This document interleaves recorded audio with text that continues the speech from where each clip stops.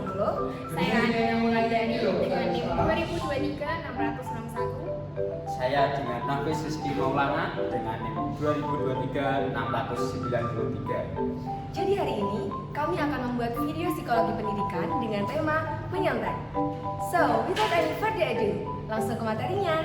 Harapan yang pertama, siswa tidak hanya berfokus pada hasil, namun juga cara memperolehnya. Yang kedua, instansi bergerak tegas menegur siswa yang mencontek. Yang ketiga, guru tidak membanding-bandingkan hasil siswanya. Dan yang terakhir, siswa mulai sadar dengan kejujuran dan tidak mencontek. Lalu dengan realitanya, murid zaman sekarang lebih terpacu dari hasil, tidak dengan usaha.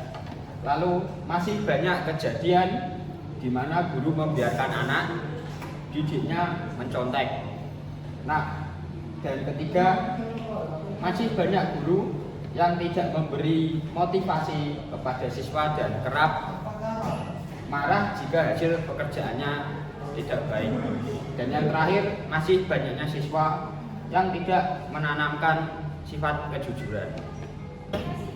Di kalangan para pelajar dan mahasiswa, istilah menyontek sudah lagi tidak menjadi hal yang asing.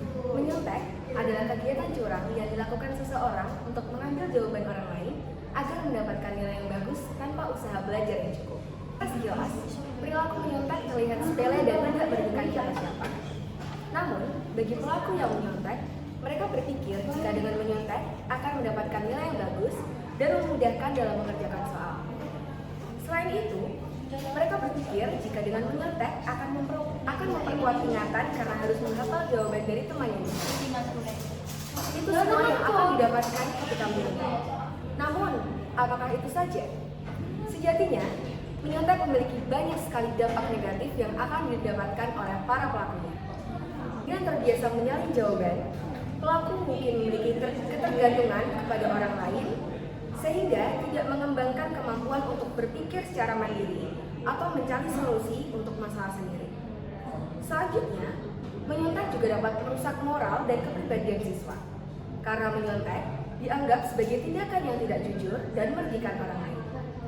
Selain itu juga, karena hanya mengandalkan jawaban dari orang lain, menyebabkan siswa tidak bisa mengembangkan ide dan menghancurkan kreativitas mereka.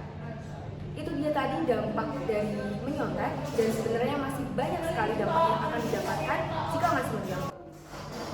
Selanjutnya yaitu pihak yang terlibat dalam menyontek. Yang pertama yaitu guru. Guru memberikan tugas ujian terlibat dalam mencegah perilaku menyontek dengan cara memberikan sanksi yang tegas kepada siswa yang terbukti menyontek. Yang kedua yaitu orang tua. Orang tua memiliki peran penting dalam mencegah perilaku menyontek pada anak-anak dengan cara membantu mereka belajar dengan jujur serta mandiri. Yang ketiga yaitu instansi pendidikan.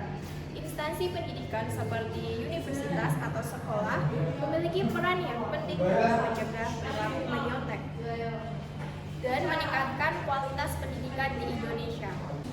Selanjutnya yaitu ada beberapa faktor yang menyebabkan siswa menyontek. Yang pertama yaitu siswa merasa tidak percaya diri akan jawabannya dan merasa bahwa teman-temannya itu lebih pintar dalam menjawab pertanyaan. Yang kedua yaitu sifat pemalas. Sifat pemalas menyebabkan siswa lebih sering menyontek. Ia akan memilih jalan yang mudah untuk mendapatkan nilai tinggi daripada susah payah untuk belajar. Lalu yang ketiga yaitu tuntutan nilai tinggi. Pelajar mendapatkan tuntutan untuk mendapatkan nilai tinggi tanpa memperhatikan proses baik dari orang tua maupun guru. Pencegahan yang pertama, orang tua dapat memberikan semangat dan motivasi.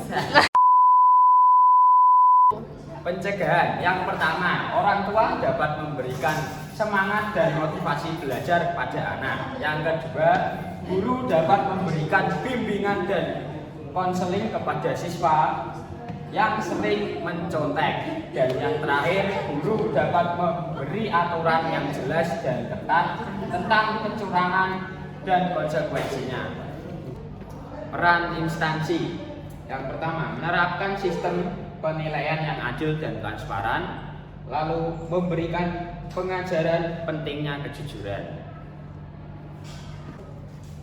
Selain instansi, pemerintah juga memiliki peran yang penting dalam mencegah perilaku menyontek.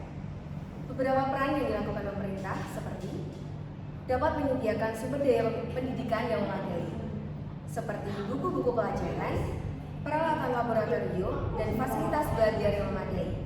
Hal ini dapat membantu siswa untuk belajar dengan mandiri dan tidak bergantung pada orang lain.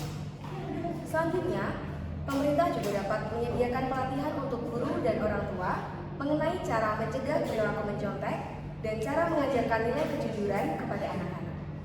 Selanjutnya yaitu saran untuk mencegah perilaku menyontek. Yang pertama yaitu saran dari instansi. Saran untuk instansi agar tidak ada siswa yang menyontek ada beberapa langkah. Yang pertama yaitu memberlakukan sanksi yang tegas bagi siswa yang menyontek. Yang kedua, meningkatkan pengawasan selama ujian. Yang ketiga, memberikan pemahaman yang lebih tentang kejujuran dalam menyontek.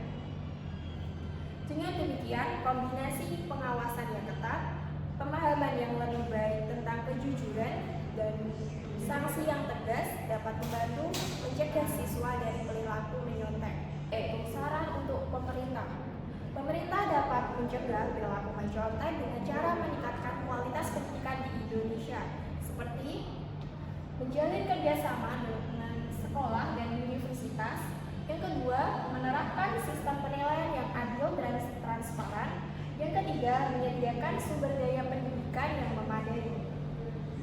Dengan menerapkan langkah-langkah tersebut, diharapkan perilaku mencontek dapat dicegah dan siswa dapat belajar dengan mandiri, sehingga dapat meningkatkan kualitas pendidikan di Indonesia. Ya, itu dia tadi penjelasan mengenai menyontek. Setelah menonton video dari kami berharap agar teman-teman bisa menghilangkan salah satu kebiasaan buruk, yaitu menyontek. Dadah!